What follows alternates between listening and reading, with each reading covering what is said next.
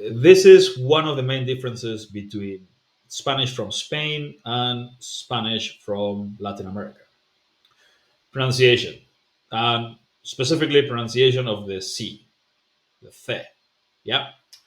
Now, of course, there are lots of different accents in Latin America, and inside Spain, there are lots of different accents as well. Someone from the Canary Islands or Andalusia doesn't speak the same way as we do here in the north, in the Basque Country, or in Madrid, or in Catalonia, or in Galicia, for example.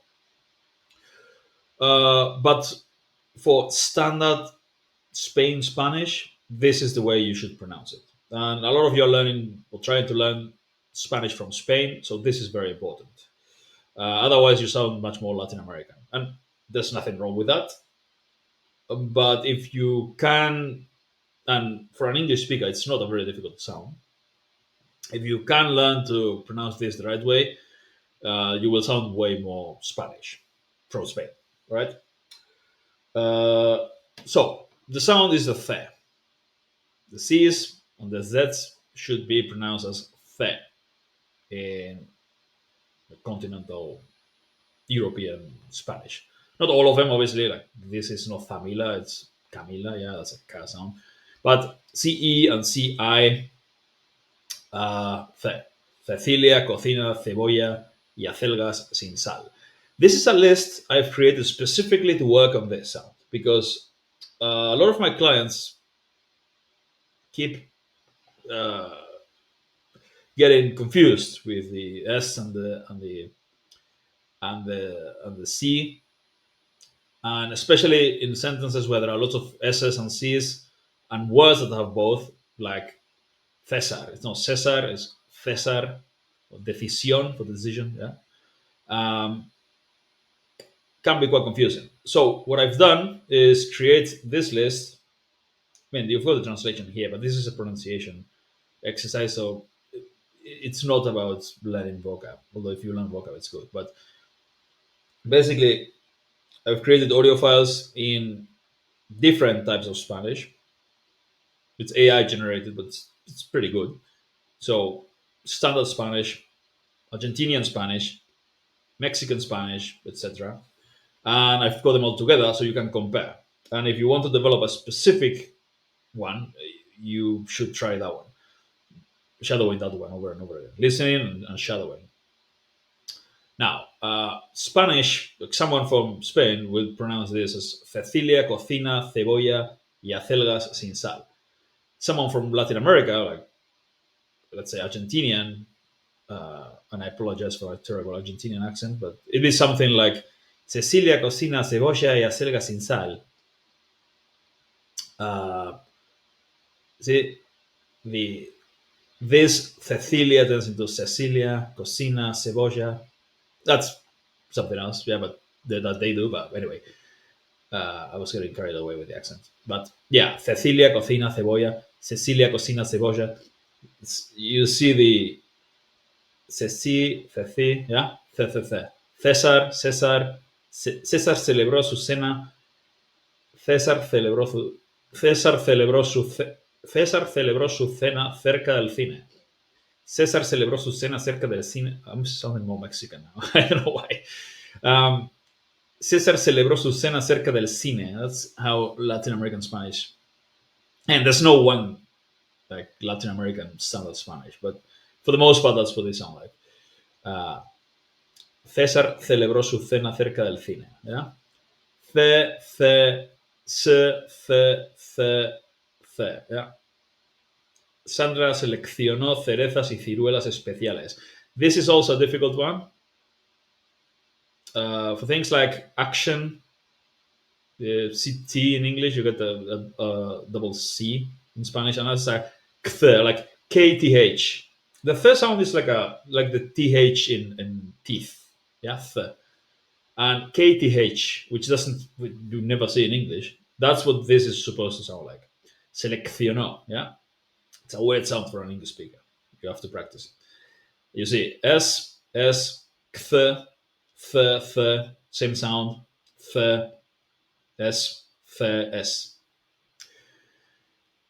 Not gonna deny it. Latin American Spanish is easier for this because they all sound like everything sounds the same.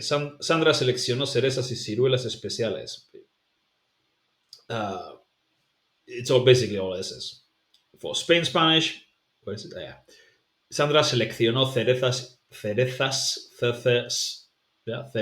y ciruelas especiales. Es.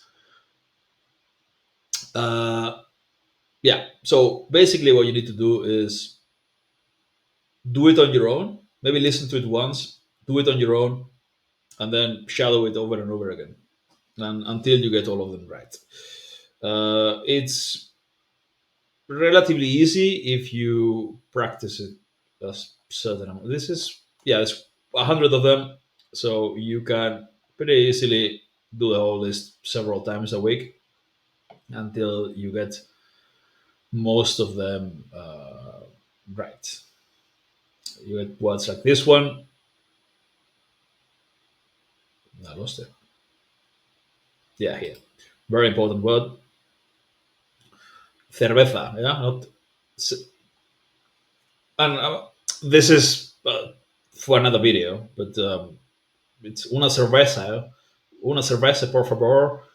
Um, I'm going to make videos about the R, and the R, and vowels as well. But this, the yeah, in Spain, unless you go to the south. If you go to Malaga, then the probably is not sure. I think so now. Yeah, there it depends as well, but they've got lots of different accents there. And like Granada is one, and Cádiz and Sevilla, and César celebró su éxito con chocolate y I don't know. But anyway, in like standard Spanish, it's César celebró su éxito con chocolate y cerveza. Uh, Spain's a little bit like the UK. It's not that big in the grand scheme of things, but there are lots and lots of different and weird accents. Yeah. So like Cádiz down there is like the Liverpool of Spain, where it's really hard to understand them, even for native speakers sometimes. The, not all of them, but yeah, there are lots of different regional accents. So what I'm saying here is not that every person in Spain, especially these days, because we've got lots of Latin Americans living here, but I'm not saying that everyone in Spain says César celebró su éxito con cerveza. Yeah, a lot of them say it this way. But if you want to sound way more Spanish, like standard Spain Spanish, uh, it's an easy way if you learn this to sound better, sound more because for most foreign, like for most speakers of other languages learning Spanish, they're going to say it like an S for the most part. And if you learn it, you already sound better than most. Yeah. So these small details, if you care about having good pronunciation, and you should care if you want to be taken seriously, these kind of things, the more of them you can learn, like small details. Also, small details make good pronunciation. Yeah, you learn the V's, which lack thereof, like there's no, it's not cerveza, it's cerveza. Yeah, things like that. You need to learn each and every one of them, so that for each one of them that you improve, it's like your pronunciation gets 1% better, and yeah, and that's how you go. That's how you go from sounding like this and speaking like a very Spanish person to sounding like this, which is not well 100% British accent, but it's pretty good, I would say. At least was good enough to get the C2 certificates. So anyway, yeah, I hope you found this useful, and see you later.